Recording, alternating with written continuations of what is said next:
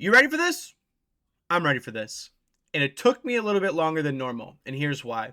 With all the other classes that I've made a guide for in the past, I had experience in Season 0 where I really got to understand the class itself and how it functions, to where the Wizard was the first challenge for me this season to really learn. I didn't want to make a guide video without really giving the class an opportunity to be appreciated in what the devs made on the class. With that being said, this is also going to be the first part 1, part 2 video. In about 2 weeks or towards the end of this month, we're probably going to get the new wizard weapon out, which is the ice sphere. So this video is going to be part 1 talking about the fire wizard. And this wizard specifically has 2 playstyles that you can use on it. The first one is the way that everybody's kind of playing it right now, and the second one is what I'm bringing attention to today. We will probably be changing the medal on Wizard after this video, so congratulations if you're here, you got to see it and do it first. With that being said, let's get right into it. Like always, let's jump right into the traits first. Wizards have an absolutely cracked trait system. They have almost every trait in here is usable, so we're going to quickly go through like a bulk of them real quick just to give you an idea and tell you a little bit more in depth about how class plays. Charge power is your middle one. Obviously, as you know, you have a purple bar underneath your mana. That is your charged power. That's where your energy gets stored up, and it allows you to use like your ultimate ability, which we'll go further into when we go under skills. Mirror image, evade twice, summons a clone of you, really can confuse enemies. Elemental chaos, weapon power attacks have a chance to critically hit.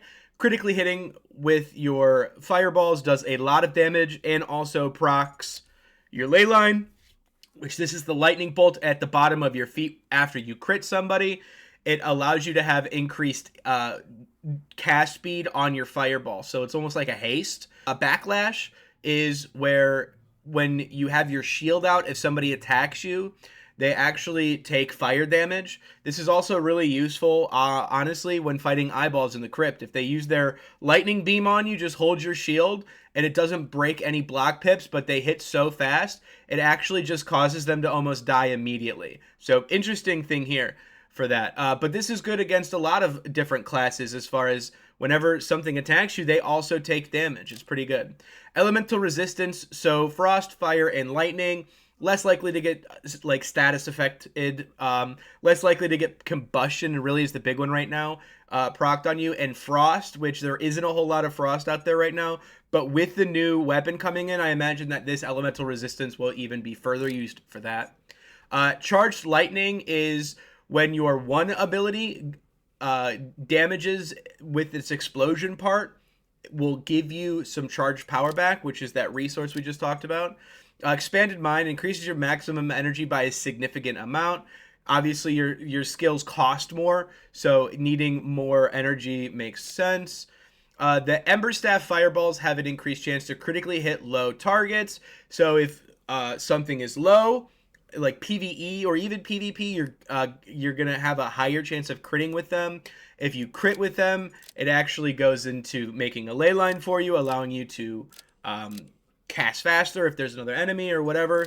Third ring. This is probably one of the biggest ones that the class has. You have a third ring slot, so you can fill in another stamina ring, health ring. Any third ring is incredible. This is such like so much power in one ring slot. It actually tips the scale quite a bit. The only question that I've ever had about this is, where does the ring go? Okay, moving on. So potion efficiency. This is really nice with the change that they did to potions, where when you drink a potion as a wizard, you actually heal more from that potion than everybody else in the game. It's really nice, and I'll be honest, it is very noticeable, especially with like junk pots. When I'm playing a wizard, it's actually almost okay to take junk pots because they heal you for 22 a tick, to where like your standard junk regular potions, your white potions, heal for like 39 a tick. So it's not as good for sure, but it feels a lot better to have junk potions on a wizard than any other class. All right, so Arc Explosion can critically hit enemies standing in your flame patch. So when you do a full draw on a fireball and you let it go and it has that pool of fire on there, if you catch somebody with your Arc Light Explosion, it will guarantee a crit as well.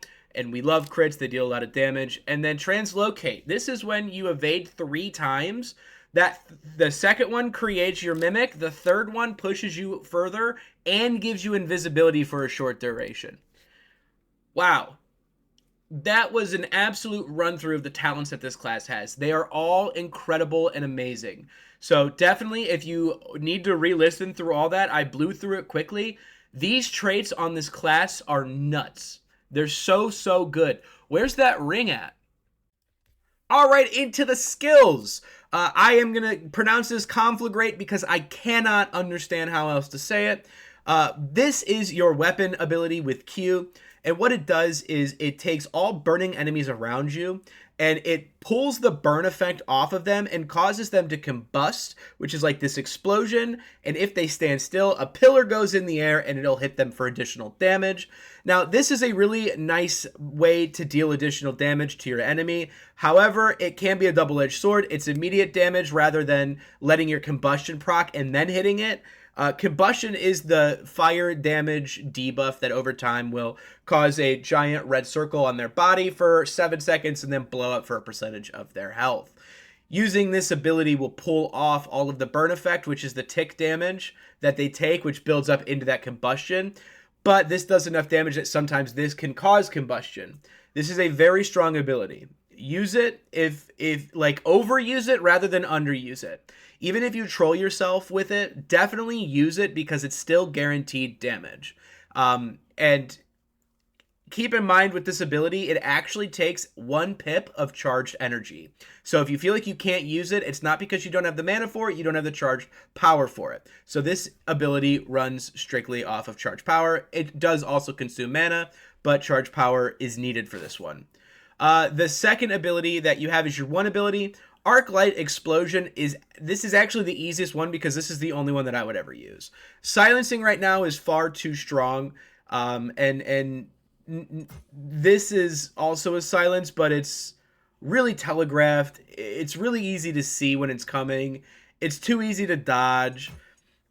Arc Light Explosion is the way to go. It's more controlled. You can put it where you want to, and if it explodes on them, it'll silence them for quite a bit of time. You can combine it really well with your other skills. All in all, Arc Light Explosion is just the best of the best. Plus, it goes with the trait really well. Your second one, between Time Warp and Gravity Well. Now, different than my other videos, I'm going to tell you that Time Warp is the right play. I only use Time Warp, either of the builds that I play, for a reason. It is the most useful offensive, defensive, and supportive skill in your kit. Not having Time Warp to me feels absolutely troll. I would only play Time Warp. If you use Gravity Well, that's okay.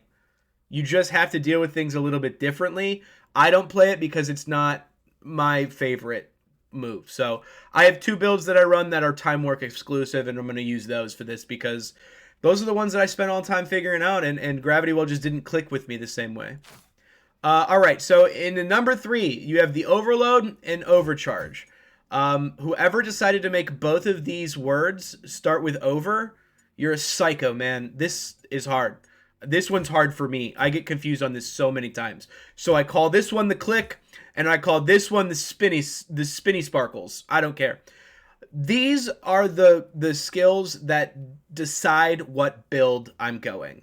So the Overcharge build, I think, is the one that most people are using right now, which is a very good ability. This is where you snap your fingers. If you have enough charge power, it hurls out a full fireball and does max damage on it, which is awesome, very strong, does a lot of damage, super cool, a lot of fun. I like this build a lot. Overload. The Spinny Sparkles is where if you have enough charge power, you spin around and then you snap, and now when you're holding a fireball, you're able to evade, and your evade is double the distance of your original like tap evade.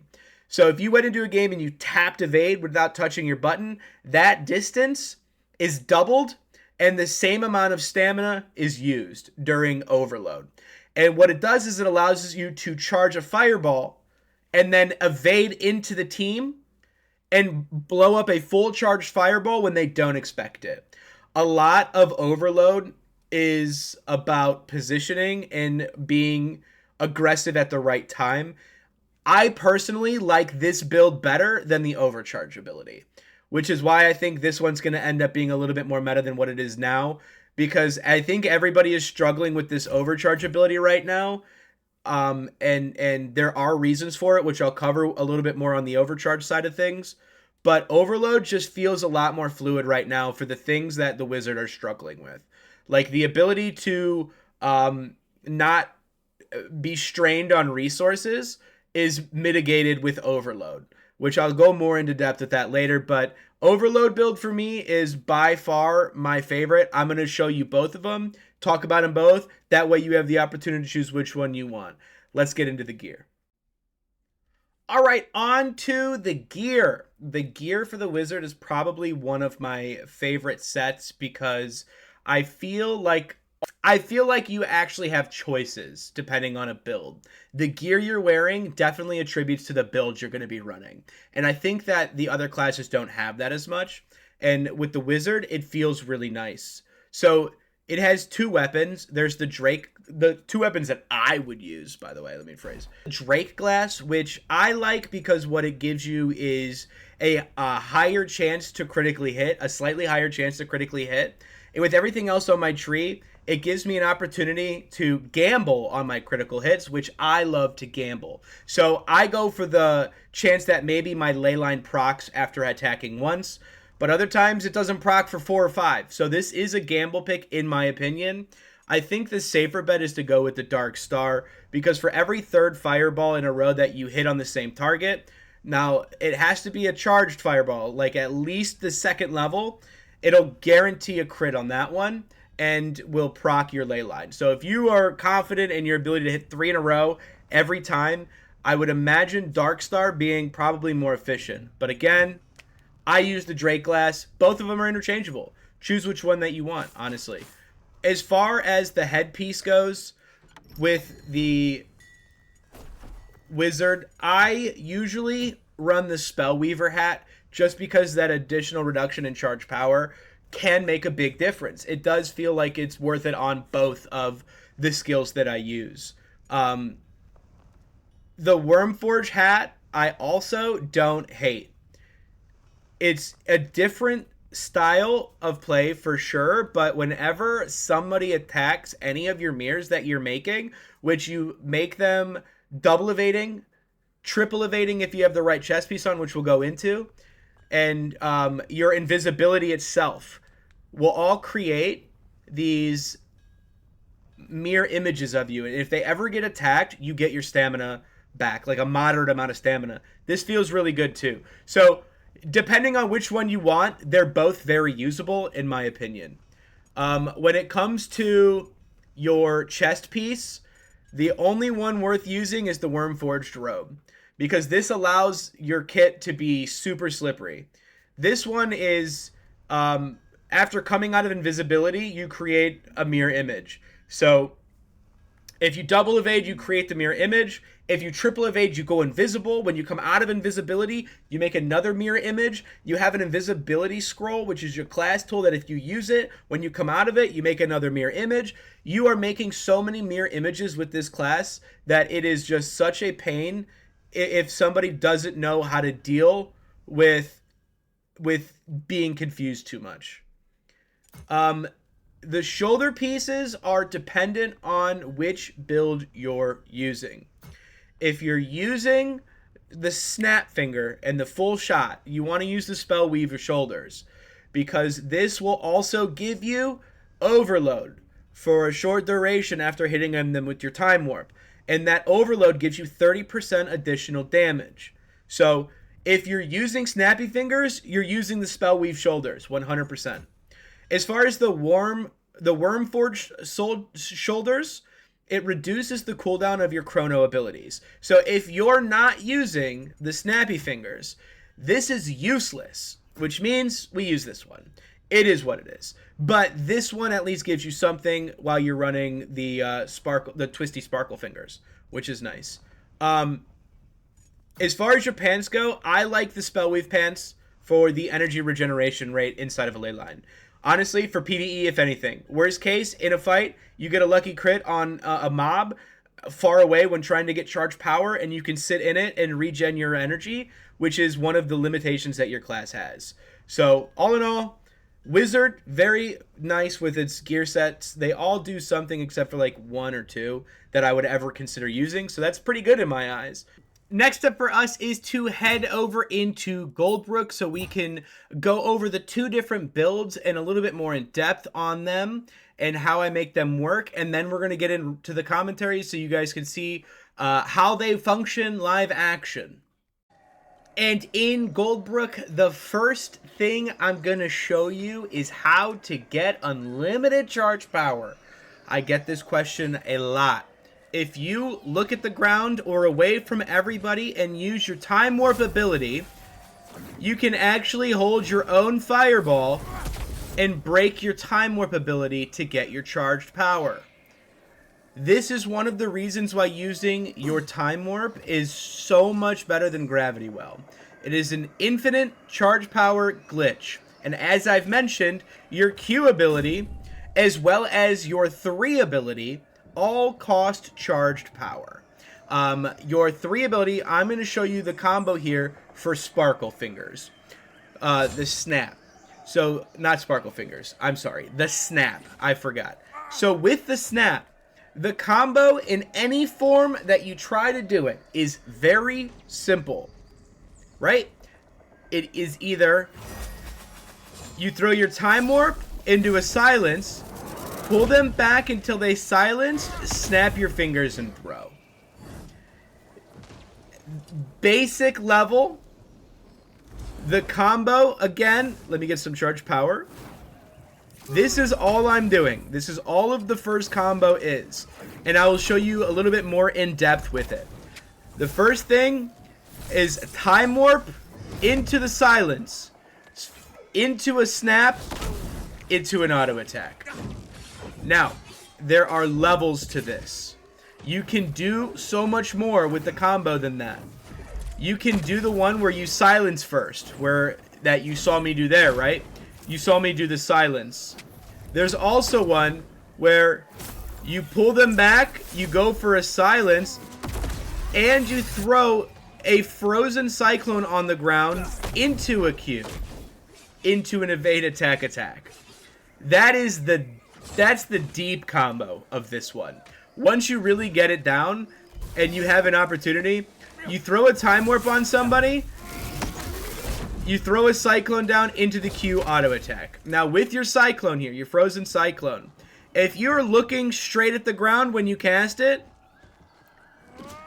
it doesn't move.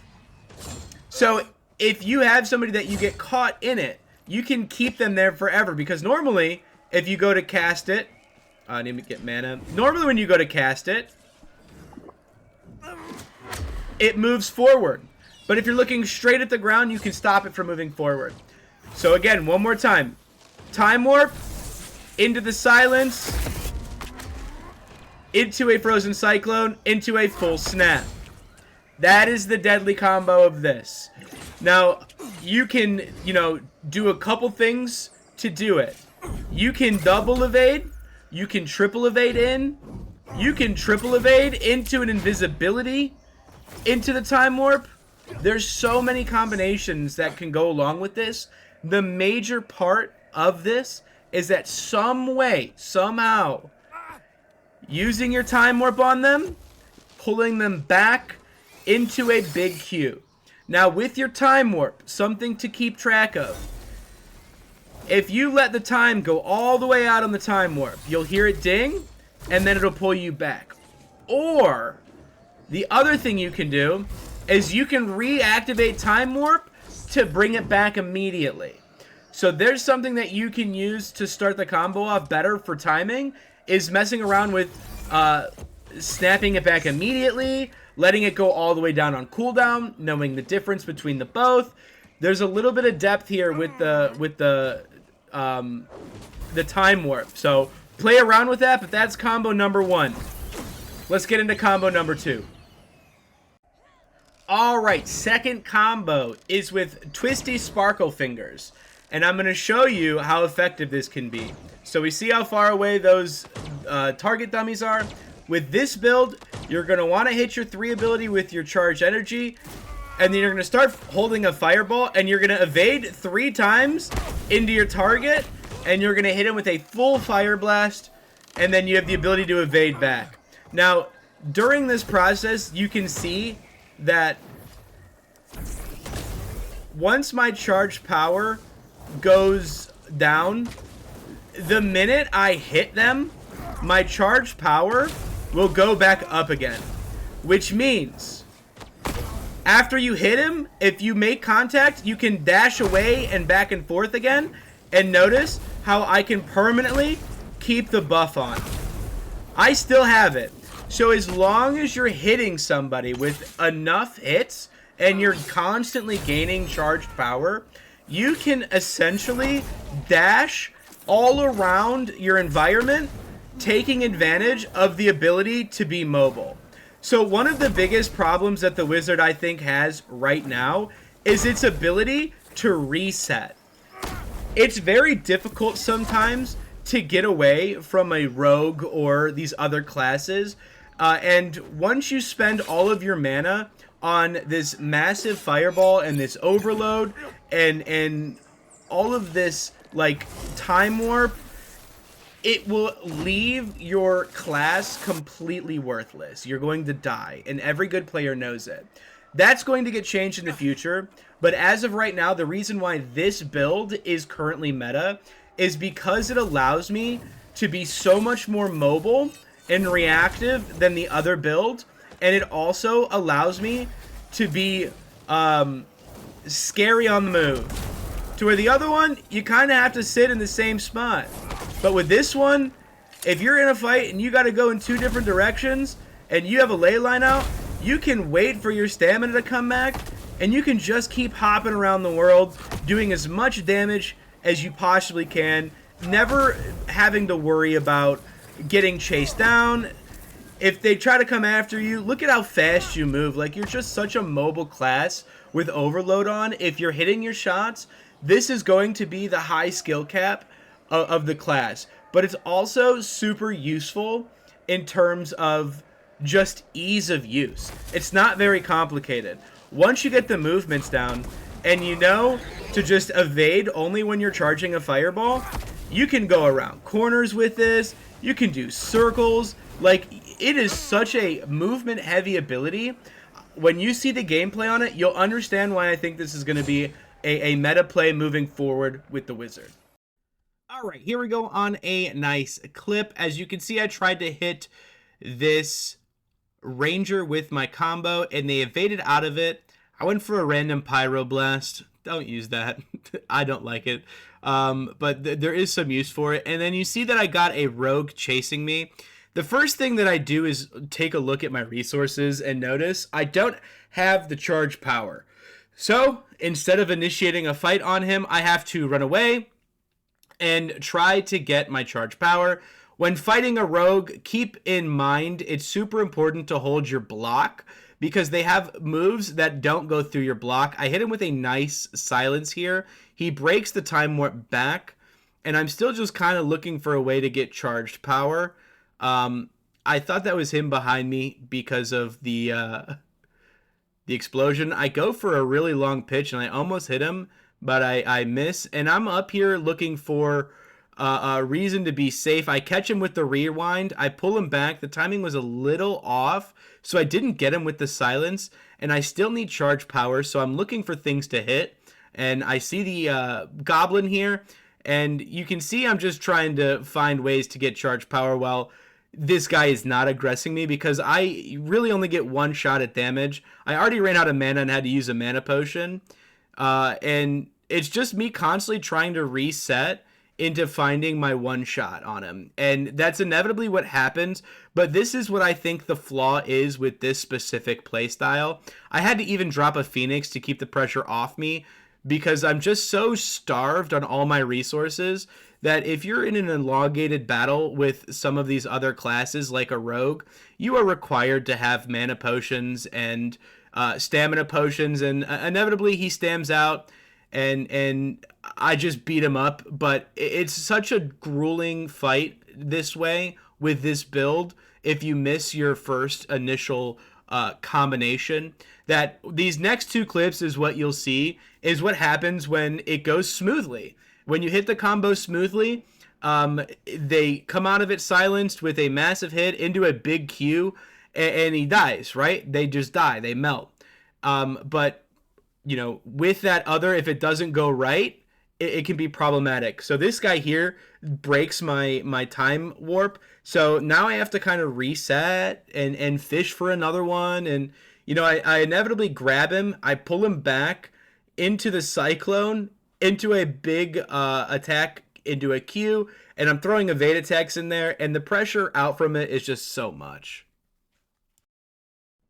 And then obviously here's another example of the combo just working perfectly. And if you get it right, it's just game over and they just inevitably lose. However, high risk, high reward, which is why I don't favorite this build personally.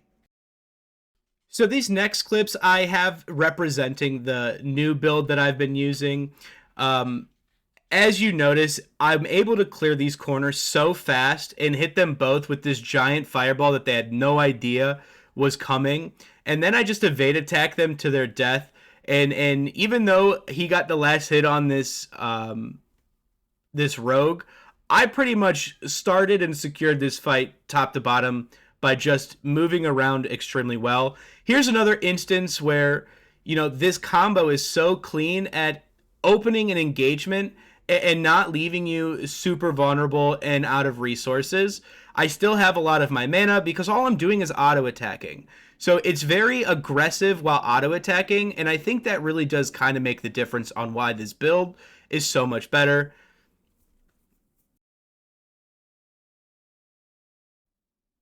And that is where we're gonna have to part ways on the part 1 to the wizard. There is so much more that I could go in depth on the wizard class. These guides are always meant to just give you a brief overview of how to play them. Even though the wizard's in a current state right now in the game that people find to be less than optimal, I think that the wizard is going to play very similar to what I just went over with you guys in the long run. It's going to have this distinct play between the overload and the overcharge. This video should be pretty future-proof going forward. And there are plenty of content creators who have such amazing guides and work on this. You know, I was supposed to collaborate with one of them, but I just ran out of time, and so did he. In my description, his name is Kevon. You know, shout out to him. He helped me out with a little bit on the wizard techs and things of that nature while I was learning the class myself. Definitely check him out on Twitch as well. If you felt like this video helped you at all or gave you anything you didn't know previously, or you enjoy the new meta build that I made, let me know in the comments. Give me a like, give me a subscription. I would really appreciate it. I like doing this content. We actually already have the next one planned and we're working on it on stream. If you want to come follow my stream or see me live, I'm live on Twitch and YouTube almost every single day, Monday through Friday. My Twitch name and obviously my YouTube is right here, and my Twitch is my house name and my character's name. If this video gets us to 1,000 subscribers in 4 days, I'm posting this video on essentially the 17th. If we can get to 1,000 subscribers by June 21st, I will give away in my stream one of my mystical armor crystals. It will be a stream giveaway. Anybody in my stream will be eligible to win it. All we have to do is hit 1,000 subscribers on YouTube in 4 days. Thank you guys so much. I appreciate it. And we'll see you on the next one.